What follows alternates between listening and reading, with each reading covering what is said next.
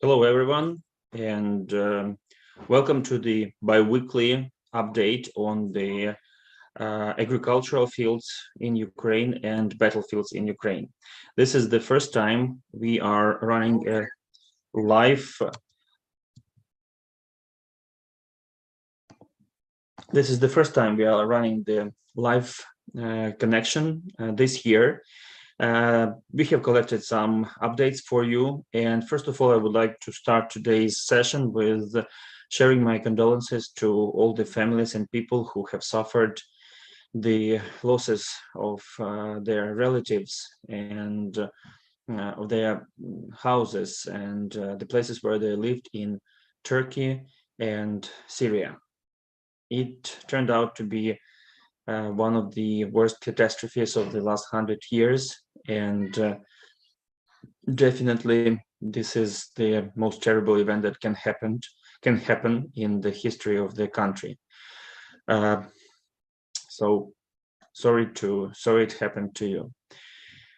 Meanwhile, today we had another Russian air raid attack towards Kiev, and there were 71 missiles launched to our capital. I myself saw one when I was in the city.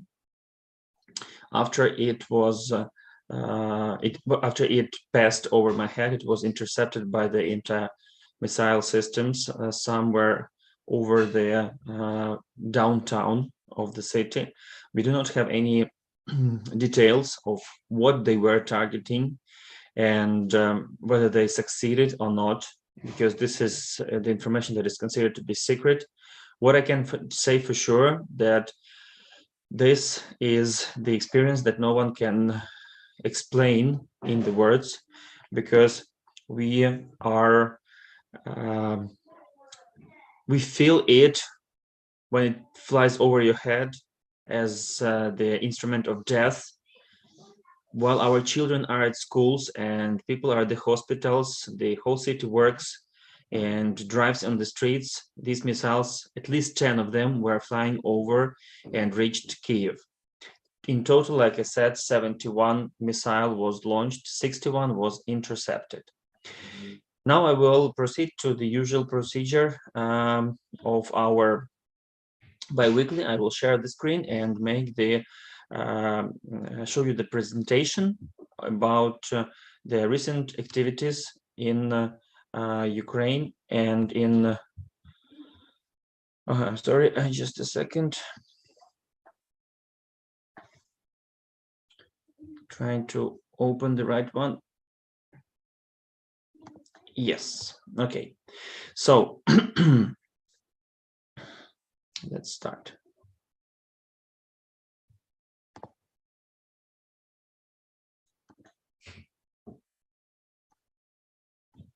So first of all, let me remind you that we are working, the partners of our World to Rebuild Rural Ukraine are the Travelite Agro. This is our team of people who work in agricultural industry of Ukraine and now internationally for over 5 years already, and the Association of Veterans of Agribusiness. This is the NGO that is helping us transfer and make the right decisions about the financial matters, who to help and how to help. So let me remind you, what is World to Rebuild Rural Ukraine? This is the program that is aiming to help the people who have suffered the damages due to the Russian aggression in the rural areas. These people do not have any options to be rescued, to be helped, assisted by other foundations, the banks. They do not have any equity to be sold, but instead they stay at home at the wrecked places where they used to stand their houses, and they try to rebuild and return to normal life themselves. So our goal is to help those families, small family farms in the villages who cannot help themselves. There are 4 directions or 4 main ways how we help them. First is, of course, get back the roof over their head, which is rebuilding their houses. Second is the production capacities. The reconstruction of their production capacities is vital for them to be able to continue working as farmers and producing egg production. Of course, they need some equipment and machinery. If they had one, the third point that we are trying to cover is purchasing the same equipment that they had before the war, and to help them return to production as soon as possible.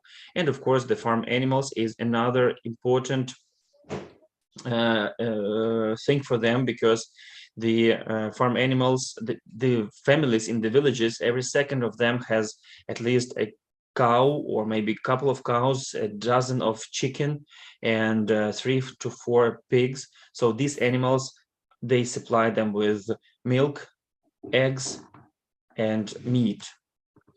In order to be most transparent and unbiased, and of course to be free of any hint, even a hint, as we say in Ukraine, for the corruption, we have invited reputable people throughout the world to help us make the right decisions on how to help, who to help, and how much to spend on these ways that we are helping. So no decision is made on how much to spend on spendings without the approval of Board of Ambassadors. Every time when we need to start helping a family or a next aid recipient, and today we are going to talk about with the lady who we would like to help in the nearest future.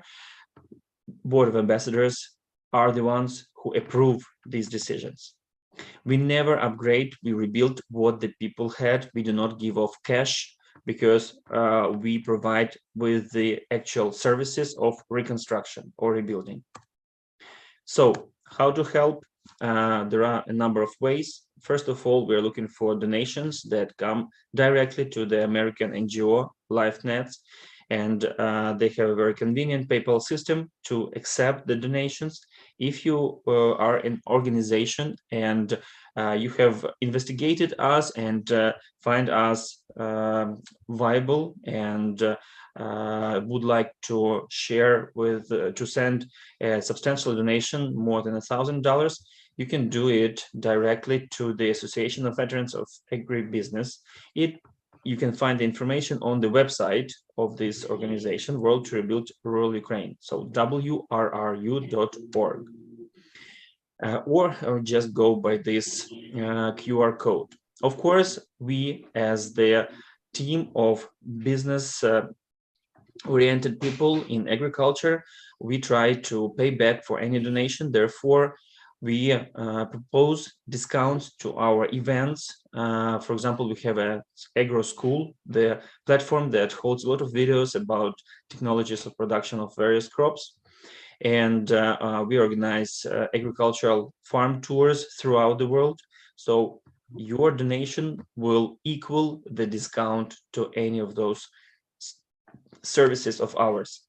Also, we are looking for the opportunity to speak to as many people as possible. Interviews, conferences, meetings, meeting with the decision makers of the huge corporations, cooperatives.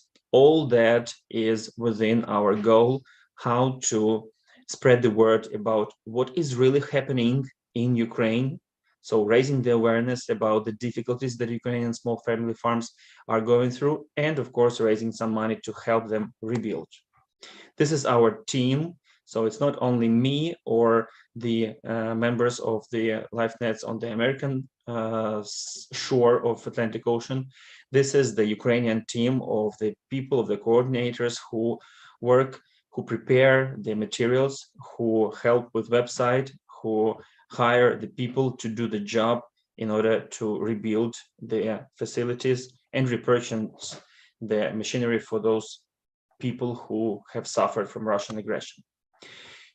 Now let's move to battlefield updates.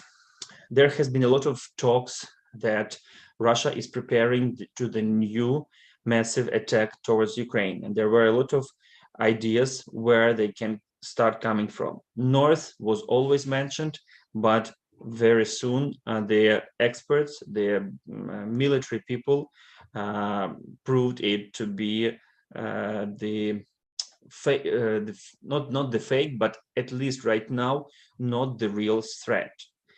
There are some movements, but they are just to distract attention. And Bakhmut, this was the opposite to the north side of things, because in Bakhmut, the active military actions have never stopped.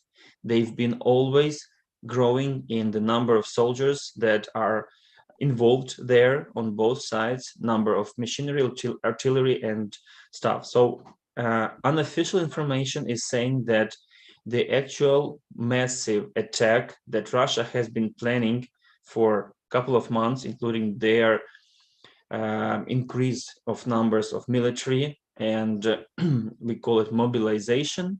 In Bakhmut,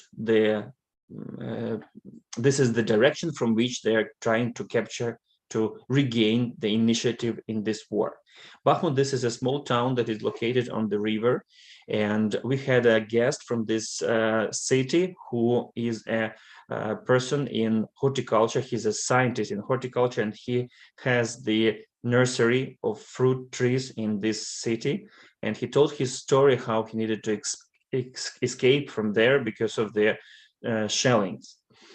So right now, this city, as well as unfortunately Solidar, is mainly destroyed. Solidar is almost totally destroyed. That's why our troops moved away from there about 10 days ago. And Bakhmut is probably the next city that we might retreat in order to save our soldiers, and for the reason that there are no more houses, no more infrastructure to save in this city. So this is the epicenter of the most intense fighting. For you to understand, within the last 3 days, even 5 days, the numbers of the Russian soldiers' death toll is equaling 800 to over 1,100 per 1,000 people per day. So over 1,000 dead soldiers on the Russian side within 24 hours. These are the numbers that are coming from the active battlefields. They've been preparing to this large-scale offensive about 2 weeks, and this is the information from Institute of the Study of War. However, according to our information, only 2 days ago, the really active fights have become, or it's more correct to say, the most active and aggressive fights began 2 days ago. So, speaking of the fire of the air raid that happened this morning, for you to understand, we have returned to Ukraine, and our kids went to school offline, because it is good, and we are grateful as citizens of Ukraine for all the aid that is coming from the West. However, East or West, home is best, and we returned and tried to live normal life. It has been a while since we had these air attacks to Kyiv and to the rest of the peaceful, so to say, relatively peaceful territory of Ukraine. And the number of missiles has been, even if we had some air raids, it was less than a dozen. Today it was 71. For me to remind you, the largest massive attacks numbered up to 100 of missiles per day, per one raid. So at the night time, they tried to identify our anti-missile systems, and when the business day started after 8 o'clock, the attack, the air raid started, and all the major cities were paused. All the major electrical nodes and hubs were turned off for the sake of preserving them if the missile hits them. However, there were some, at least 3 of the successful for Russia, but not successful for humanity hits of these missiles. We cannot speak what that was, but those are the high critical infrastructure objects. Also, Russia, from the very beginning of the war, they have re-established their anti-missile systems to the these are named S-300, to the ones that can hit not the air objects but the ground objects. In other words, the cities like Zaporizhia, Kherson, Kharkiv, and other close to the zero frontline cities, they have been shelled with this S-300. So only to this night, about 35 units were launched, 35 rockets of this system have been launched to the two oblasts, Kharkiv and Zaporizhia. That was before 8 a.m. So the interesting fact, and it's interesting to see how the European countries react. The Russian rockets, they are flying on the western border from the south, on the edge of western border of Ukraine, very often trying to reach Lviv, which is considered to be our western capital. However, their trajectory, so the rockets being quite old-fashioned and far not that modern as they claim to be, they are flying over the territories, so they're crossing the border and flying over the territories of NATO countries. So there has been a number of interceptions, like not interceptions, but they have been checked in, so to say, to the territories of the countries like Poland, Moldova, at least several cases. Romania, this today, two missiles flew over their territory. And of course, in Belarus. But Belarus, they are one of the countries that participate in this war on the side of the aggressor. So they kind of like expected that. Now, speaking of the losses, we are every day, the fights are very active in the zero line. And like I said, this is the numbers within the 24 hours, the last 24 hours. They are huge. 910 people, Russian soldiers died. 10 of the personnel vehicles, armored personnel vehicles. And recently we had, maybe 2 days ago, there was a number of 25 tanks destroyed in one location. That was also Bakhmut location.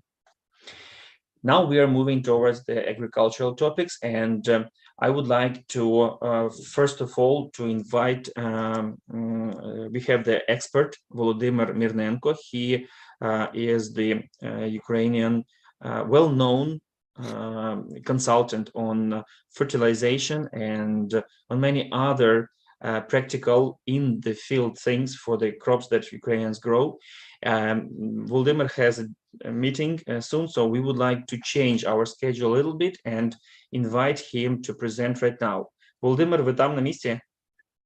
Так, я тут, я вас чую. Доброго дня, я буду зараз перекладати. So Volodymyr is here. Let me find his slides.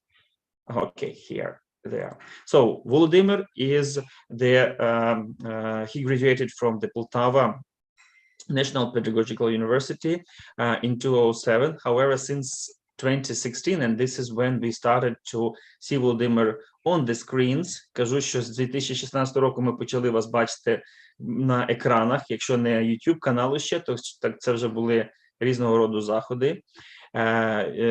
Volodymyr has started to work at the Pöttinger company, the office in Ukraine. And now, in addition to that, he is the blogger. And he is the consultant and the expert in production. So today he's with us as the independent consultant who knows what is happening in Ukraine. Я сказав, що сьогодні ви з нами як незалежний консультант, так, хто знає, що в нас відбувається. And I asked Volodymyr to share his knowledge and his understanding of the upcoming season with us. Тож, Володимир, передаю вам слово.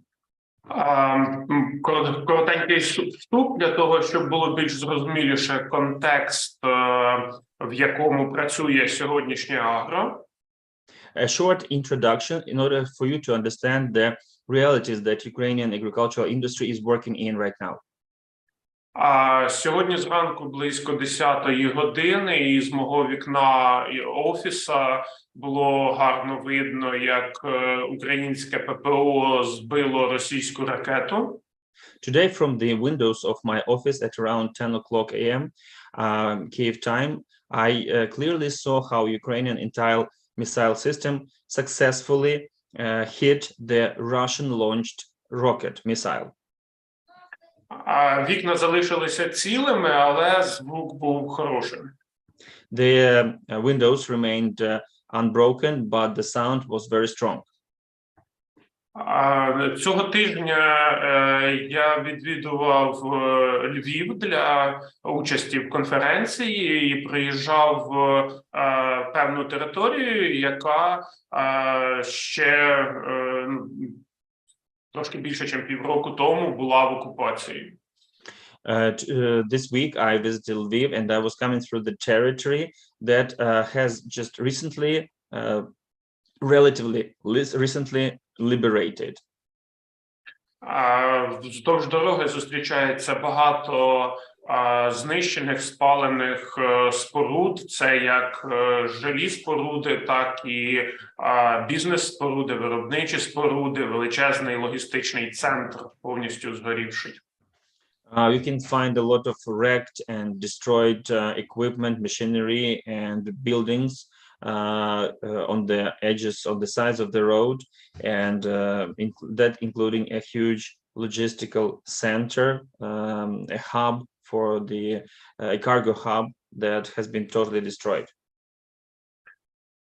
Ми розуміємо, що всі ці руйнування їх потрібно відновлювати. Для того у нас є сили, бажання і потрібна працююча економіка. Сільське господарство на сьогодні чи не єдина галузь економіки, яка більш-менш стабільно працює і продукує податки та валютні надходження. So all these destructions, they need to be rebuilt. We understand that, and we are willing to start the reconstruction. Of course, we need finances for that and the opportunities. The desire is there, but we need finances. And the Ukrainian agricultural industry is one of those industries that work, that has always been unstoppable in working and paying the taxes. It is probably the most and the only industry that is bringing that is filling up the budget at the relatively similar pace. В сільському господарстві в Україні на сьогодні є багато труднощів, але аграрна спільнота на них дивиться не як на проблему, а як на завдання, яке можливо і потрібно виконати. Agricultural industry of Ukraine has a number of difficulties and problems. However, the agricultural people of Ukraine, they perceive it as the challenges, but not as the problems or stumble downs. Загальний вал врожаю в 23-му році в Україні склав лише 53 мільйона тонн, і це на 44% менше, ніж було в 21-му. So the gross harvest in the from the season of 2022, which is recorded right now 2023, is about 53 million metric tons, which is 44% less than it was in 2021. З однієї сторони, падіння на 44% – це багато, але з іншої сторони 53 мільйона тонн – це більше, ніж Україна збирала кожного року за період із 91-го по 2011. On one side, if you take a short look, the 44% decrease is a huge decrease, especially for the country that produces so much as Ukraine. However, these numbers of the actual production of 53 million metric tons, they are higher than we had all the years starting from the independence, 1991, till 2011. В зв'язку з війною і погодою у нас дуже багато кукурудзи осінню залишилося в полях необмолоченою, залишилося в зиму. Due to the unfavorable conditions created by the war, a lot of corn has been left in the fields to spend the winter there. Але з іншої сторони, станом на 1 лютого 95% всієї кукурудзи по Україні вже обмолочено, і українські аграрії мають досвід роботи із кукурудзою, яка залишилася взимку. However, as of the 1st of February data, about 95% of all the corn has been harvested, and we, the Ukrainians, have experience of working with late harvested corn, which is winter harvested corn. В 22-му році в Україні значно зросла вартість логістики, вартість перевезення врожаю. Дуже часто вартість виростить врожай і вартість довести його до порту між собою рівні. In 2022, the logistical costs have been raised very rapidly and very much for the crops, for the agricultural crops. Very often we had a case that the cost of production were equal to the costs of taking the crop from the field to the storage, to the ports. Найбільше здорожчання логістики вдарило по рентабельності кукурудзи, і площі під нею в 23-му році значно зменшаться.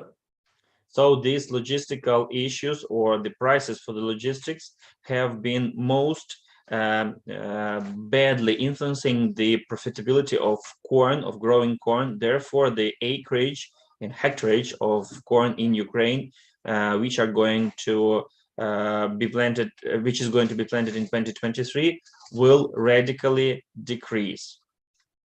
Це одна з причин, чому площі під соняшником зростуть на 38%.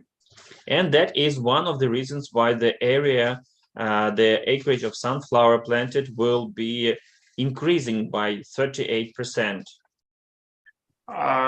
Це багато соняшника, але це приблизно ті ж самі площі, що були під соняшником в 19-му та в 20-му роках.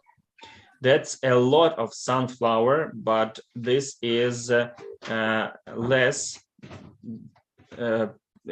Перепрошую, це ті ж самі в 2019-2020? Так? Так, в 23-му прогнозовані площі під соняшником в 23-му році, вони набагато більші, ніж в 22-му році, на 38%, але так, вони в гектарах такі ж самі, як були у нас в 19-му і як були у нас в 20-му році.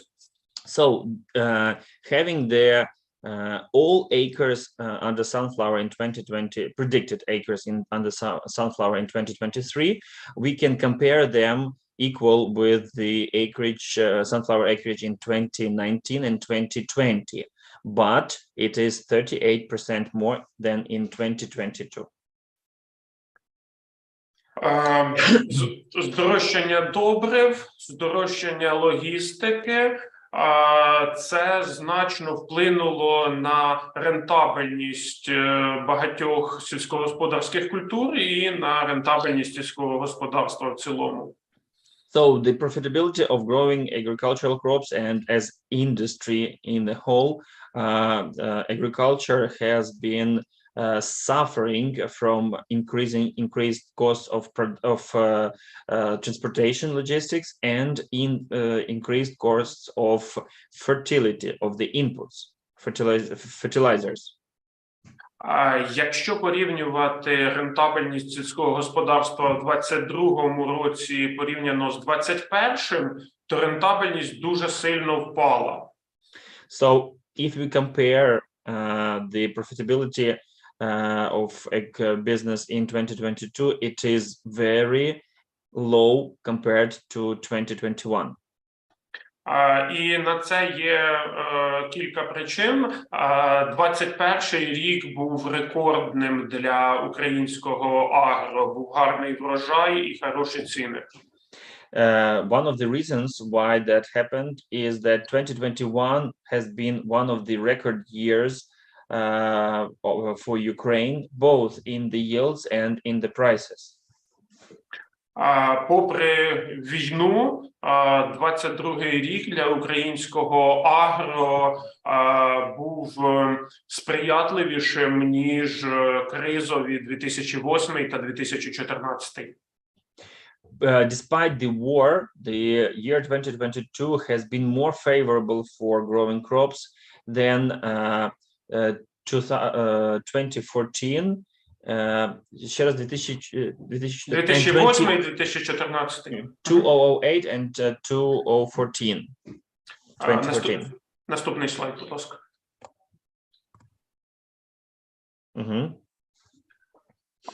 Зараз на слайді ви бачите графік валового врожаю в Україні, починаючи із незалежності 91-го року, і велике падіння врожайності в 22-23-му.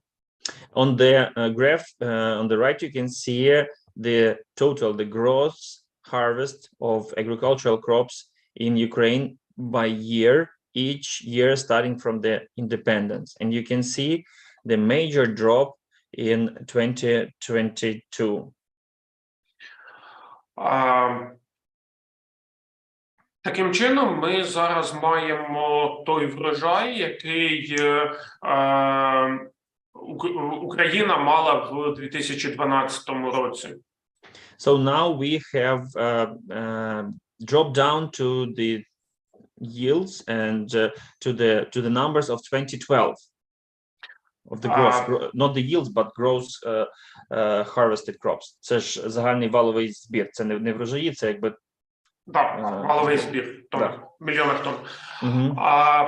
Попереднього разу нам на цей шлях від 55 до 95 мільйонів тонн знадобилося 10 років. So it took us 10 years to move from 55 million metric tons of total gross harvest in Ukraine till the numbers of 2021 over 90, around 95. It took us 10 years. А як відносно зараз? Ми ж, так би мовити, генетика, технології, обладнання і вся інфраструктура, вона в принципі залишилася. Це повинно бути швидше, якщо сприятливими будуть умови. Як ви гадаєте? Я якраз про це і хотів сказати, що у нас є одночасно повітряна тривога. Yes, air raid attack again. У нас одночасно є два фактори: відносно позитивний і відносно негативний. Відносно позитивний, ми цей шлях уже проходили. Ми маємо спеціалістів, ми маємо технології, ми маємо розуміння, тому повторно пройти цей шлях від 55 до 95 мільйонів буде легше. З іншої сторони, ми маємо величезну кількість зруйнованої інфраструктури, ми маємо величезну кількість полів, які потрібно розмінувати, і це все буде нам заважати швидше пройти цей шлях. So I asked if we must go all that way that we went through 10 years ago, because right now we have better genetics, we have better infrastructure, we have better equipment, and better trained people who work in agriculture.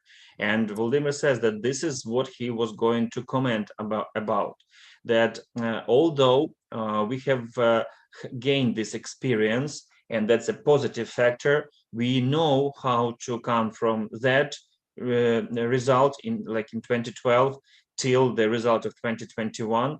We still have a lot of negative sides, like, for example, partially destroyed infrastructure and mined fields, lack of people, and of course, unfortunately, destroyed farms as well.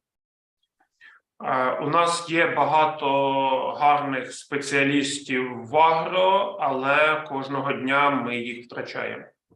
We have a lot of good ag specialists and professional agricultural people. However, unfortunately, due to the war, we are losing them every day. Наступний слайд.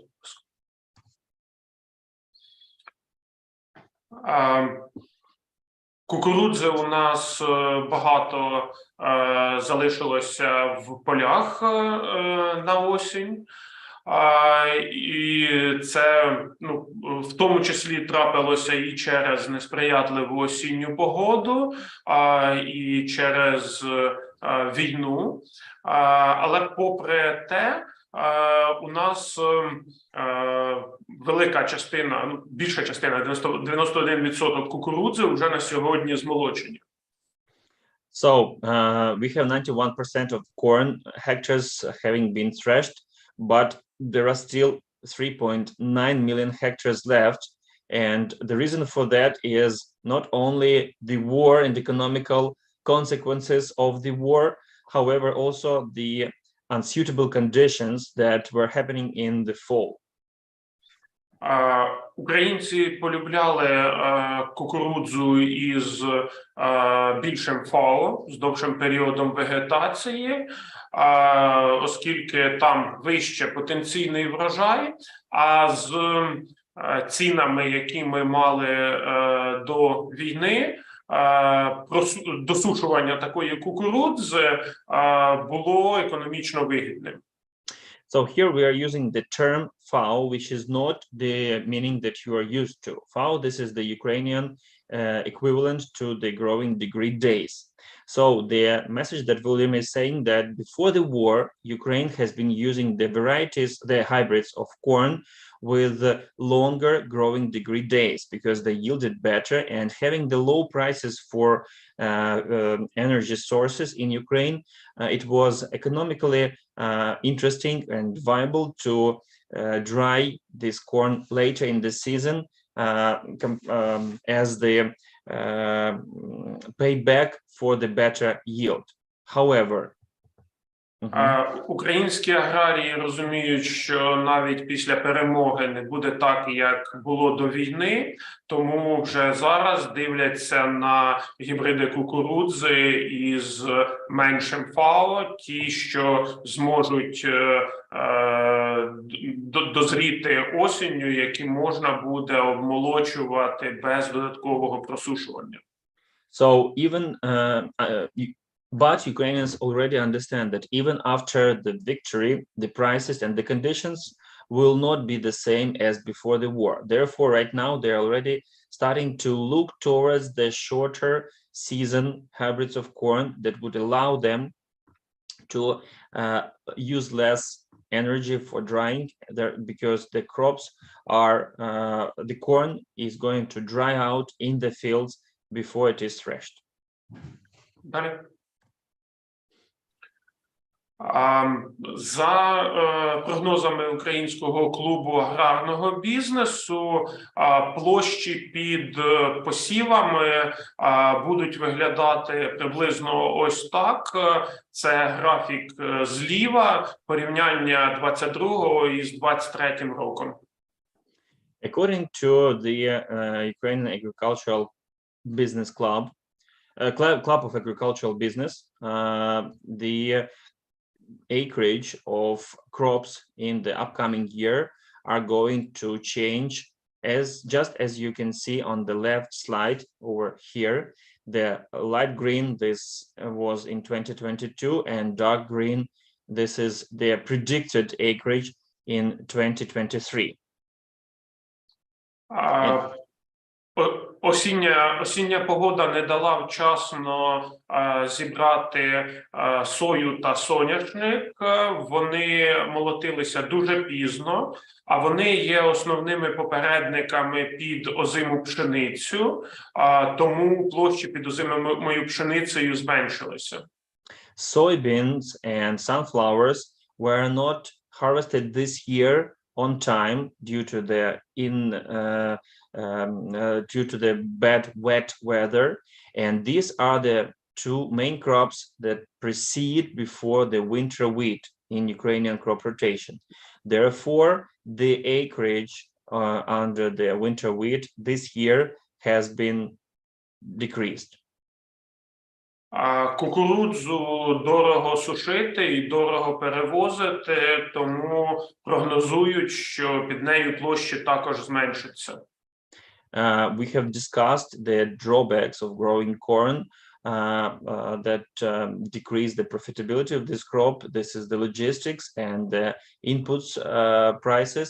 Therefore, it is expected that the acreage under corn is going to shrink as well this year. Площі, на яких не була засіяна озима пшениця і не буде засіяна кукурудза, вони будуть відведені під збільшення сої та соняшника. So the acreages that will be taken away from corn and winter wheat have been taken away from winter wheat will instead be planted or used for canola for soybeans and sunflower, not canola. Canola is also mainly a winter crop for Ukraine.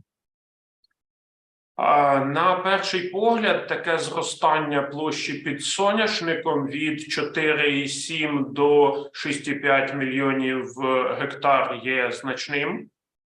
To the first glance, the increase in the acreage of sunflower from 4.7 million hectares to 6.5 seems to be rapid and very substantial. Але якщо подивитися на графік, скільки протягом з 14 по 23 рік, як у нас змінювалися площі під соняшником, це правий графік на слайді, то видно, що 6,5 мільйонів тонн, приблизні цифри ми і попередні роки вже мали. Hectare. But if you look to the right graph, you will see that this is the number that is more or less reasonable for Ukraine, and that's proven by the preceding to the war years. 6.5 million hectares, this is the more or less usual number for Ukraine as for the sunflower. І я впевнений, що це головна причина, тому що в нас є внутрішня переробка соняшника, на відміну від кукурудзи. Я хотів сказати, що у такому збільшенні площі під соняшником немає нічого страшного. З однієї сторони, такий відсоток від загальної площі земель означає значне насичення соняшником в сівозміні, але з іншої сторони українські аграрії вміють із таким працювати. So I said that the reason for the sunflower being so favorite for the farmers is also because there is the internal processing of sunflower seeds, unlike the corn, because corn is not processed in Ukraine. Volodymyr added that this situation will increase the presence of sunflower in the crop rotation and will radically increase. However, Ukrainians have experience of working with sunflower in these amounts. Далі.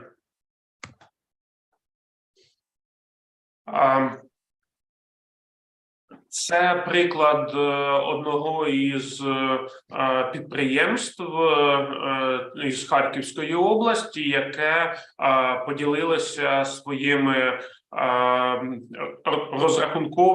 розрахунками, своєю структурою собівартості кукурудзи в 2023 році.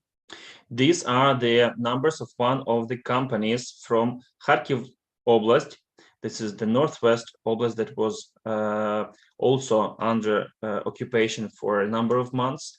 And that enterprise shared the accounting or the finances, the costs of production for the 2023 year for corn.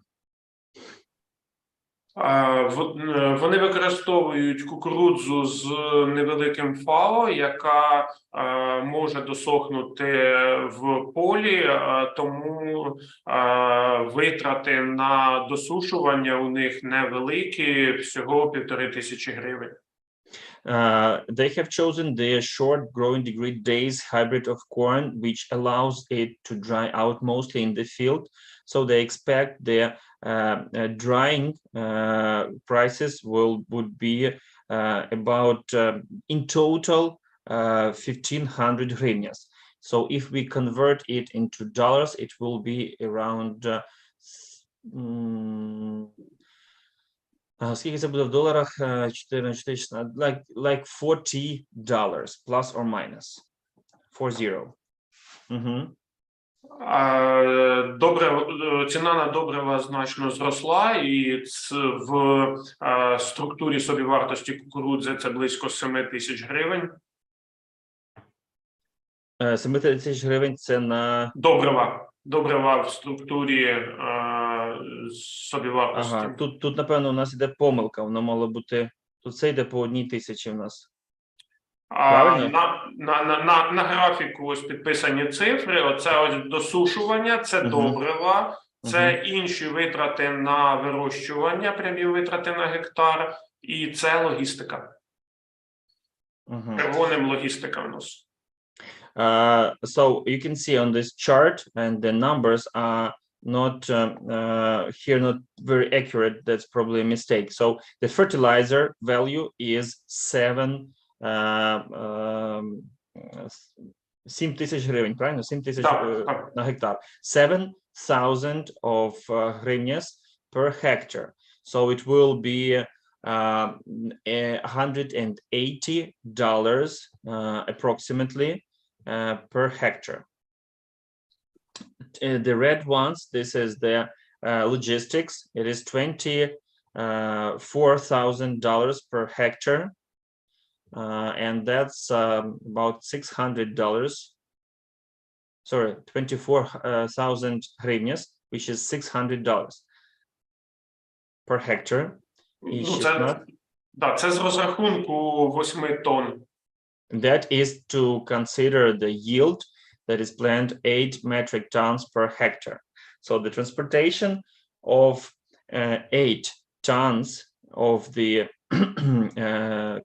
yield of corn will cost about, all the logistics will cost about 24,000 hryvnias.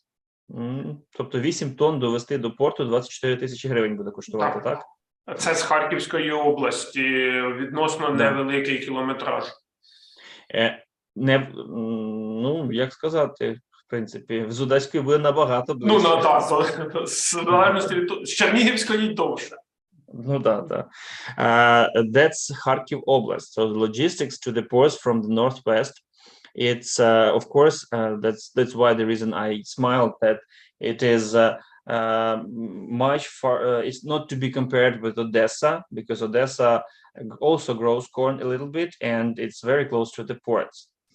And by the way, 16,000 hryvnias, which is $400. That's the diesel, rancid material, depreciation of equipment. Таким чином, для фермера виростить кукурудзу та довести її до порту буде коштувати 6 тисяч гривень за тонну. So for the farmer, 1 metric ton of corn, which is 38 bushels of corn, will cost to produce and transport to the port 6,000 hryvnias, which is $150. So 38 bushels cost of production of 38 bushels will be equal as $150. Правильно? Виходить, у нас 38 бушелів в тонні, і виходить $150 – це виробництво і доставка кукурудзи до порту. Одної тонни, 38 бушелів. Рентабельною буде кукурудза чи ні, все залежить від того, яка ціна на неї складеться, коли будуть молотити врожай 23-го року.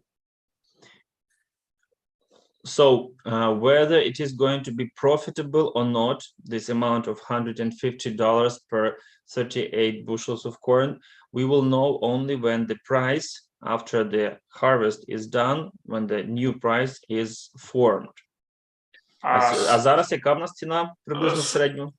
Станом на зараз це приблизно 0. Ну, тобто ціна і повні витрати приблизно рівні між собою. So as of right now, the price for corn is pretty much equal with break-even point of its production, cost of production. Конкретно в цього підприємства, яке гарно вміє вирощувати кукурудзу, тому що для більшості регіонів Харкова врожайність буде ближче до 6 тонн, а не до 8, і багато із них мають значно більші витрати на просушування. So, and that's considered that this farm is quite successful in growing corn, because the other farms in that region, they find a lot of troubles drying it, and of course the yield of 8 tons per hectare, which is about 180 bushels per acre. This is quite a high goal, and they usually get less. But this farm knows how to do their job in growing corn well. Наступний.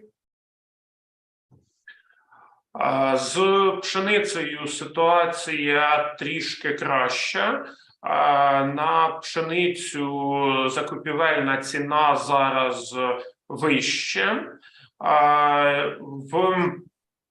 В структурі пшениці у нас 15 тисяч гривень – це вирощування, 6,6 тисяч гривень – це у нас оренда землі, і логістика 18,6 тисяч. So this is the example of winter wheat, which is a little bit more profitable, or it's more correct to say a little bit profitable in general. And the farm that shared their numbers is located in Chernihiv Oblast. By the way, I'm mistaken. Here the numbers are okay. They just provide the value number. And here is the total. So 6.6 multiplied by 1,000. This is 6.6 thousand UA hryvnias, which is $155. That's what the farmers pay for the rent of the land. 15,000 hryvnias, which is about a little less than $400, is their direct production costs: seed material, chemicals, fertilizers, machinery, and so on. And the logistics is still very high. It is $18.6 hryvnias, which approaches $500. За таких цифр ми виходимо на собівартість тони в 6,7 тисячі. So with these numbers, the break-even point of wheat production, winter wheat production, is 6,700 hryvnias per ton, which is $160. $160, and that is the yield of 6 tons per hectare. 6 tons per hectare is going to be about 100 bushels per acre, plus or minus. Закупівельна ціна в порту десь відсотків на 5-7 вище. And the price in the port is usually about 5-7% higher than in the farm. Далі.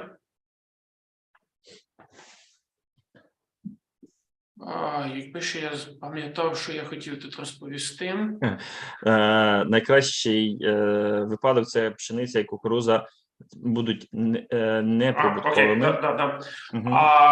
Щодо планів на 23-й рік, то пшениця і кукурудза в кращому випадку будуть незбитковими, тобто прибутку там не буде, але принаймні в нуль вони вийдуть.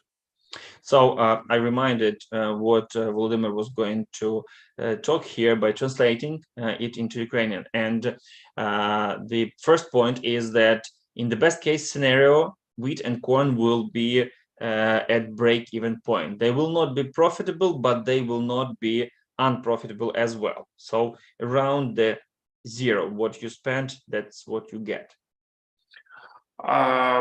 Соя, ріпак, соняшник, вони, скоріш за все, в 23-му році будуть прибутковими. Soybean, winter canola, sunflower most likely will be profitable. Навіть попри значне зростання вартості логістики. Even disregarding the high increase of the logistical costs. Взагалом ж настрої в аграрії, вони зупинили якісь довготермінові проекти, зупинили будівництво, зупинили закупівлю техніки. Всі інвестиції здійснюються тільки в тому випадку, коли вони дійсно без них зовсім ніяк не можна спрацювати. If you take the general behavior, so to say, economical or financial behavior of the farmers, so it would be easily explained that they have stopped all the major investments and right now are just considering proceeding with spendings only at the most important parts of the business and projects. Основна причина – аграрії можуть планувати максимум на 2 тижні вперед, бо ситуація дуже непередбачувана і це стримує будь-які інвестиції.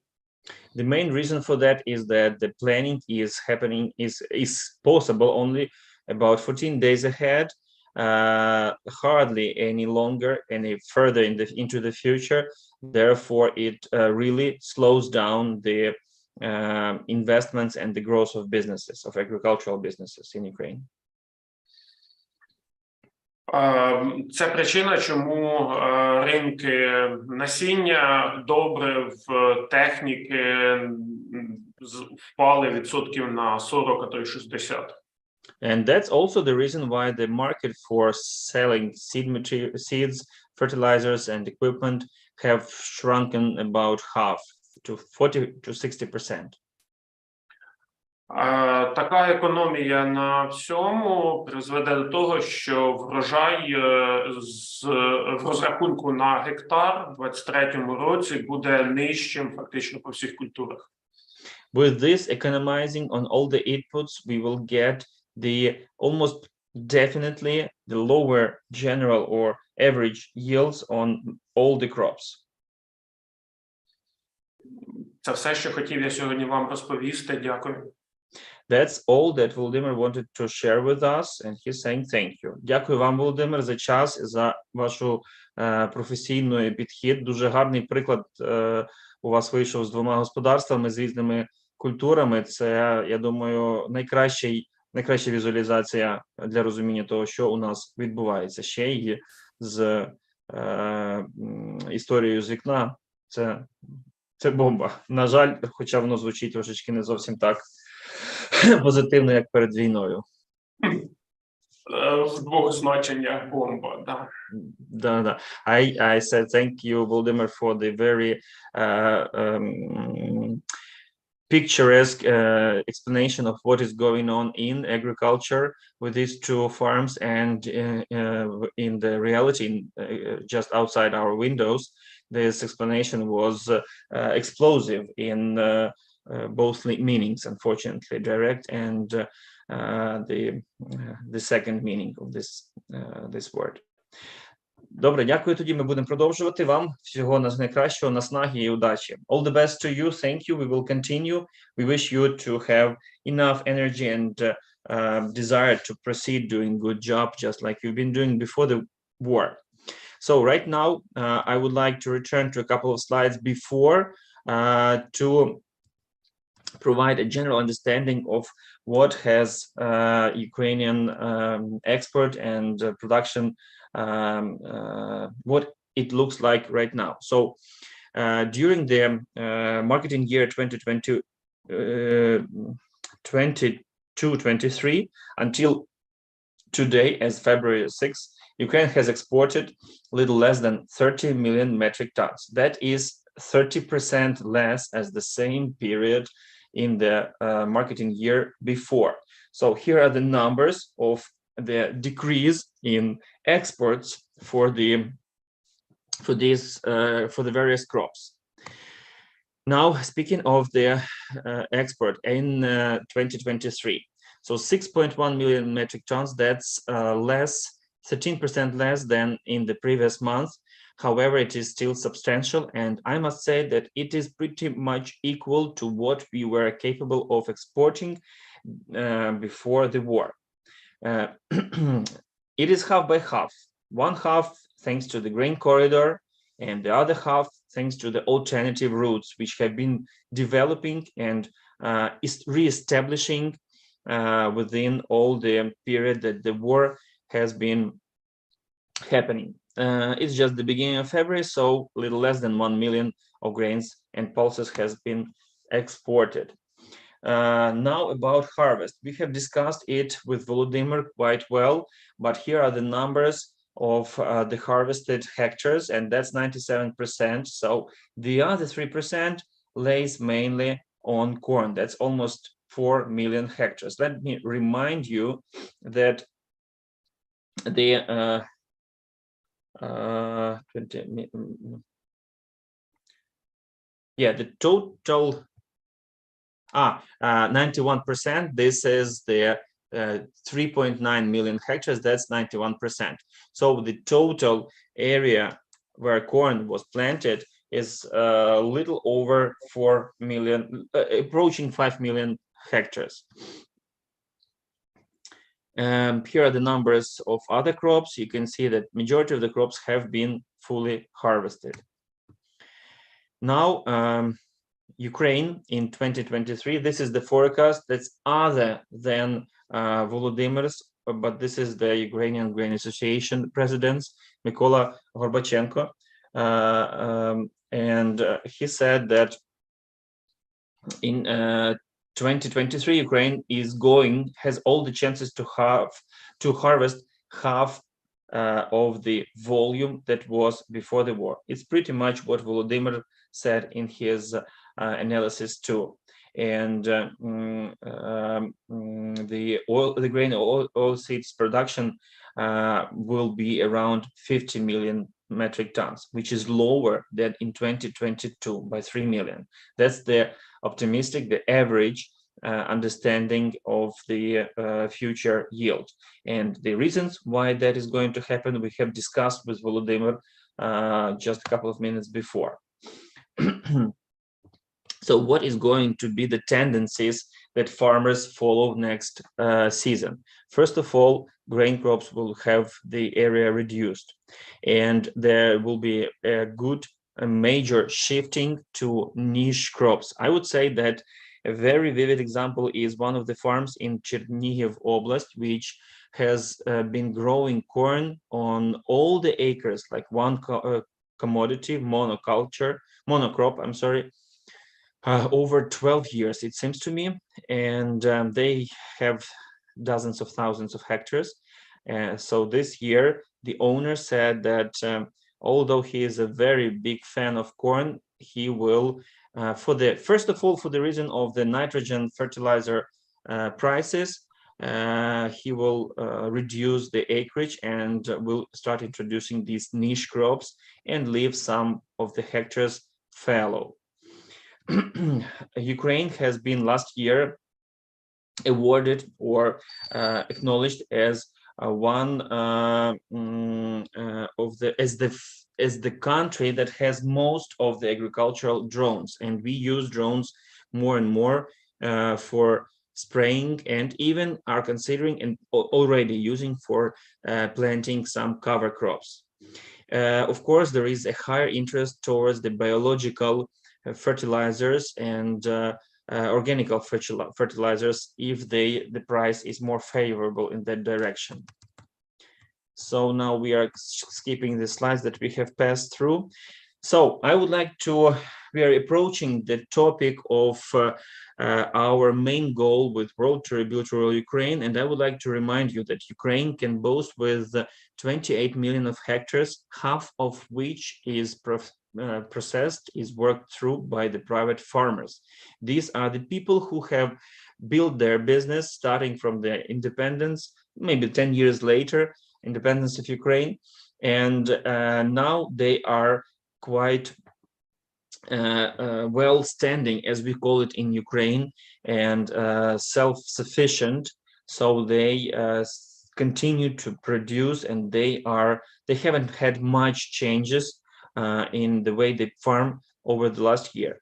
They about 20% of the farms of the farmland is farmed by huge corporations, which each of them has been affected by the war, and each of them have land that has been under active fights. And just to remind you, about 20 to 30% of agricultural land, that's according to various estimations, has been damaged by the war.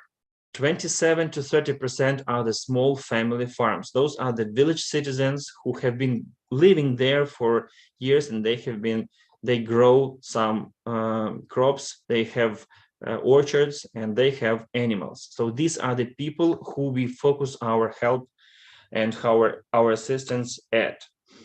Their production is huge. There are a lot of these small farmers, and they grow 90% of potatoes and 70% of horticulture, which is the fruit and nuts. They produce huge amounts of those crops compared to the farmers. Just to remind you, last year we had a chance, an honor to help a farmer in Kiev Oblast, Alexander Krivosheya. We purchased him a tractor, not purchased, but we delivered a presented tractor by Mais. And thanks to us, the group of journalists raised $14,000 for him to be able to do the planting winter crop. Alla Kokosha, her house is located directly on the highway from Kiev to Warsaw, to the west to Zhytomyr.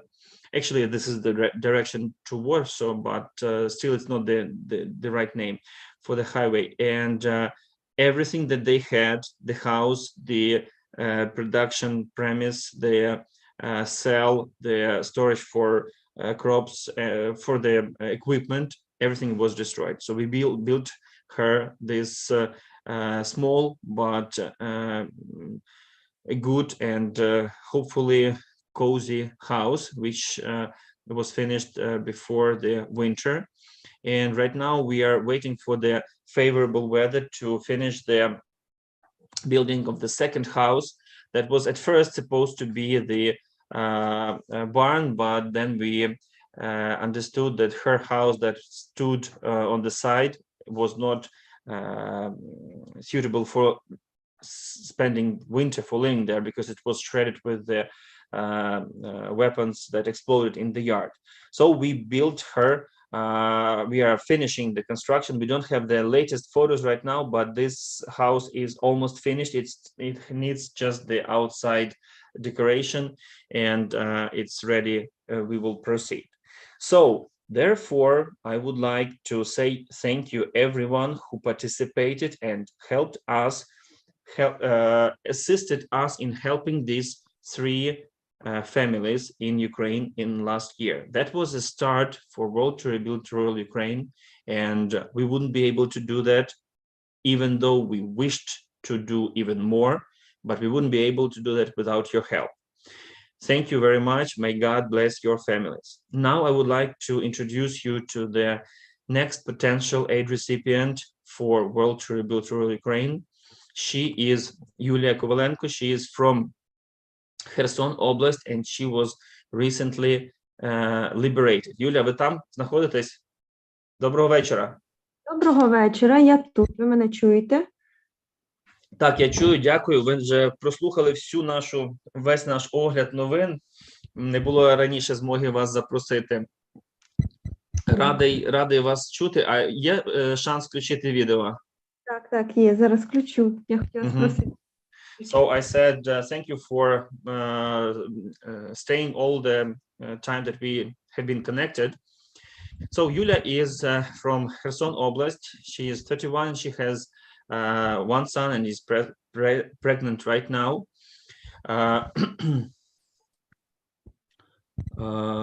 I'm sorry, there is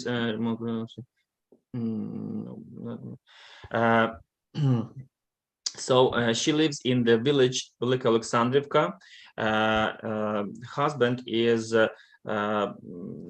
his name is Igor, and he has the second group of big guys, and they bust on my eyes.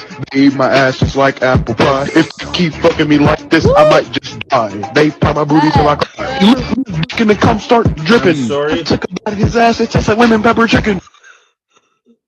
That is some scam. 4 big. They eat my ass just like.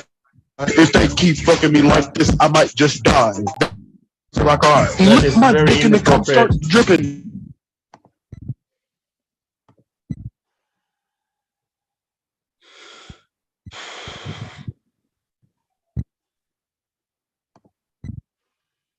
I'm not going to allow anybody in.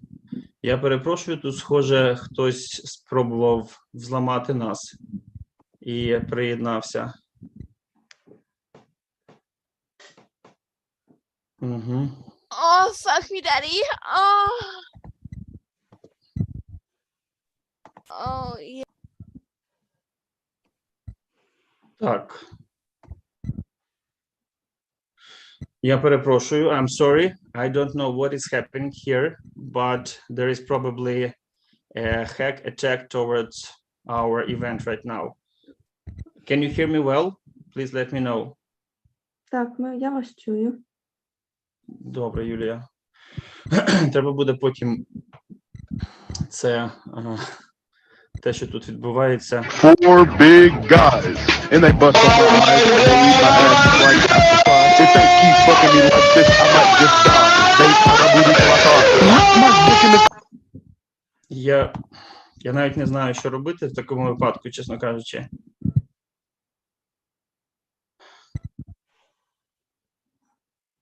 Наче всі свої залишилися. 6 учасників. Okay, I have never experienced this situation. Probably that's we have been popularizing our program as the pro-Ukrainian one on Facebook, and there were some very negative feedbacks on what we do. So probably that's the most that the people who support the Russian aggression can do. They can just they do not have any arguments. They do not have any logics behind what they are doing. Я перепрошую, Юля, тепер зараз давайте вернемося до нашої головної теми. Сподіваюсь, більше такого не буде. Тож, окей, so, Yulia, their village was under occupation for 8 months, and in April they розкажіть, будь ласка, напевно, ви самі свою історію, тому що тут написано, але я думаю, найкраще буде, якщо безпосередньо ви скажете, як у вас цей пройшов рік і через що ви пройшли, пані Юлія. Добре, так, розпочнемо з того. Я працююча людина, працювала в Великоолександрівському районному суді, але зараз в декреті. Чоловік має 2-гу групу інвалідності, в нас є дитина, я вагітна. І ми проживаємо в батьківському будинку з мамою разом. Ми мали невеличкі земельні ділянки, обробляли їх. Ну, я потім розкажу, а зараз почнемо. 10 березня до нас... Давайте я перекладу. So, Yulia has been working in the court, and her husband has the second group of disability. She is pregnant, so right now she doesn't work. She's at maternity leave. Дальше. Да. 10 березня до нас заїхала перша колона з російськими військовими. Ми їх в селищі ніхто не боявся, бо це були строковики. До них ми відносились так несерйозно. А от інша колона заїхала через 2 тижні. От після цього почалися обстріли в селищі. У нас працювали магазини, працювали ринок. Коли була друга колона через? А друга колона тижнів через 2 заїхала. So the first Russian military came to their village on the 10th of March, but the second one showed up in about 2 weeks. The first were quite not aggressive, so they hardly could see them, like notice them, and they were relatively peaceful. Так, перша колона там. Вони ходили, розумієте, навіть за цигарки міняли каструлі, вони просили їсти нас, а от друга колона тільки як заїхала, вони відразу обстріляли зі смерчів наш ринок. Там дуже було багато людей, якраз це було 10 годин дня, і одна жінка, продавчиня, вона загинула в той день. The first group of Russians who came in March, they were so poorly supplied with everything. They were exchanging stuff for cigarettes and for food. However, the second group who came, they started with shelling the marketplace, and one lady died. There was a lot of people injured because this was 10 o'clock a.m. and people were at the market. І з тих пір ми почали ховатися в погрібі. Ми прожили в погрібі 2 тижні, як виїхати. І виїхали ми, тому що вони почалися частіше. Це не один випадок був за ці 2 тижні, що прилетіло на ринок. Напроти нас будинок прилетіло, на вулицю прилетали снаряди від градів. So they spent 2 weeks after that in the cell.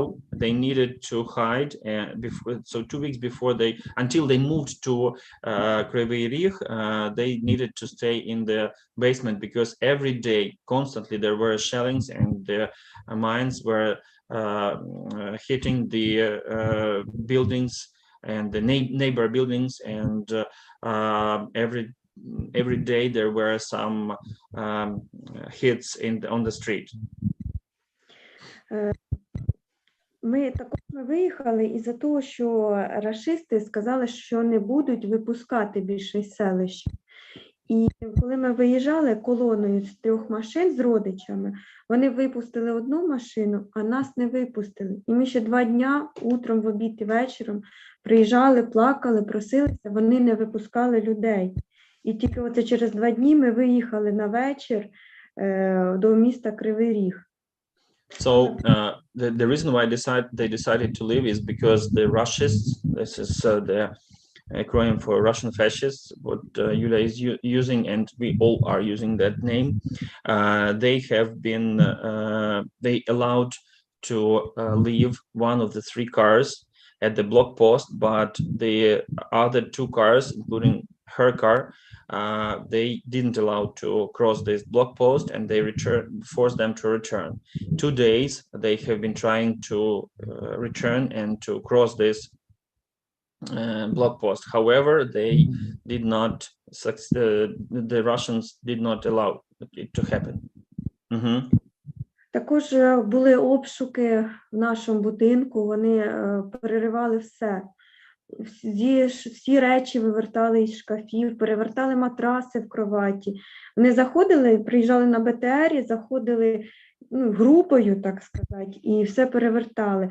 І в нас в гаражі вони знайшли воєнну флягу, наставляли автомати за цього, питали, де ви взяли, значить у вас військовий.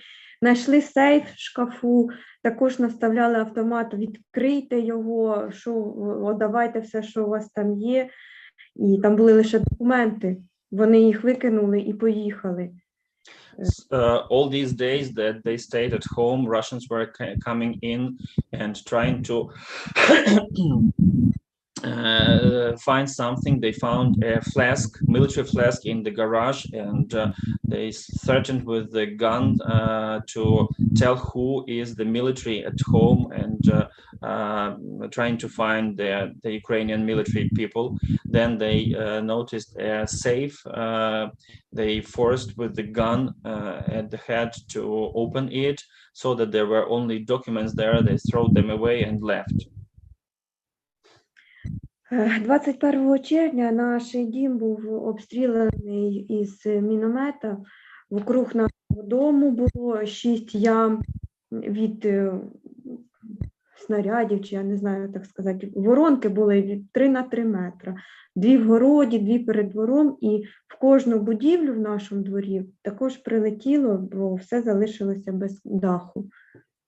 So there were, at the end, there were massive shellings that resulted in a couple of the 9 feet diameter potholes and craters, and hardly any building was left with the roof on the street. У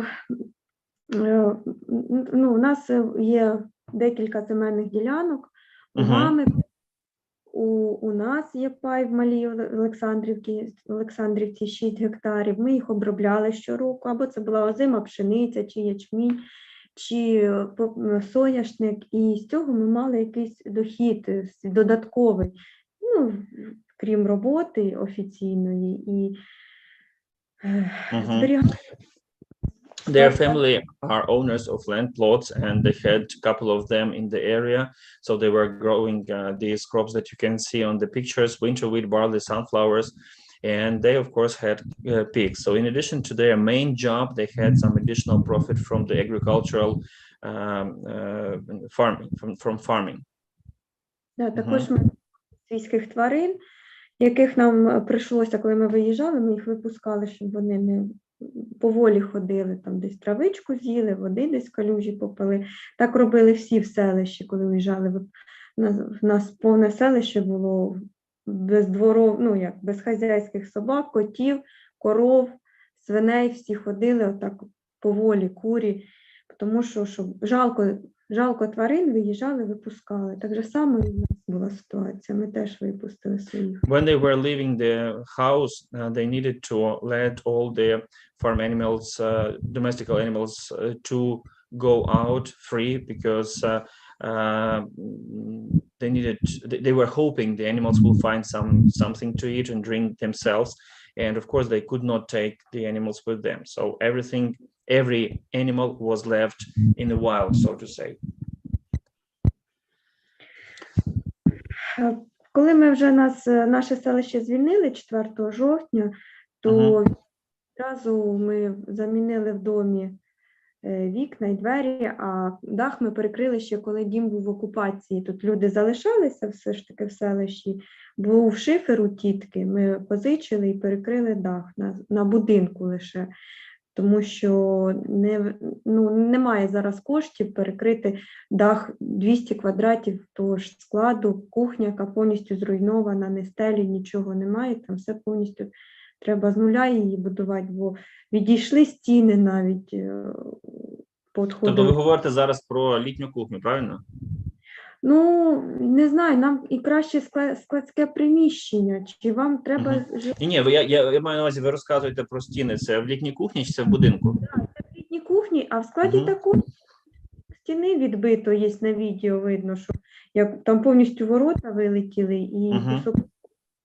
So, as you can see on the slide, in June 21, there was shelling that resulted in very bad damage to the house. They succeeded to fix the roof of the house, even during the times when the village was under occupation. But after liberation of the village, they were able to change the windows, and in the other premises, one of them is the storage facility, and as we call it, summer kitchen. The walls have been even bended a little bit, so they have from the explosion wave, they have been damaged and they bended to the side. Давайте я зараз спробую показати відео. That's how they are. Це ваш будинок, правильно? Ні, це літня кухня. В будинку тільки вилетіли вхідні двері. Ну, в цій літній кухні проживала наша бабуся. Ми живемо окремо. This is the house, the summer kitchen, and the house where the grandmother lived. This is what has left from it. Just a second, I will show the video that I've got from you. Зараз я покажу відео.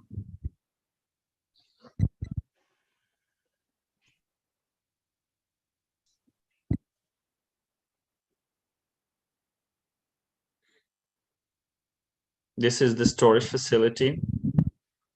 Так, це вхідні ворота. The garage doors. Сюди, ну, так, склад великий, такий, що заїжджає газон і може вивернути. This a big storage facility where the truck can fit in and unload to the side the crops. Ворота, тут видно, ворота повністю вирвані були від ударної хвилі. From the explosion wave, the garage doors have been totally torn out. Ось тріщини, які здорові, це повністю стіну треба розбирати і заново робити. So these cracks, they cannot be fixed. It needs to be rebuilt. Бачите, прямо який кусок відпало від снаряду. То гараж, воно так іде все під одним дахом. Це, да, це в будинку, то також були, залітали осколки, і в нас пробитий холодильник, повністю 10 дирок в холодильнику було, він не працюючий. So when the explosions were happening, the small parts flew into the house, and there are 10 holes in the refrigerator from these explosion parts. Да. І затекла вода в дім, у нас по всьому дому розводи. Of course, the rains resulted in the water destroying the inside decoration, and there is a lot of fungi right now, and the massive redecoration must be done inside. Пані Юлія, я зрозумів.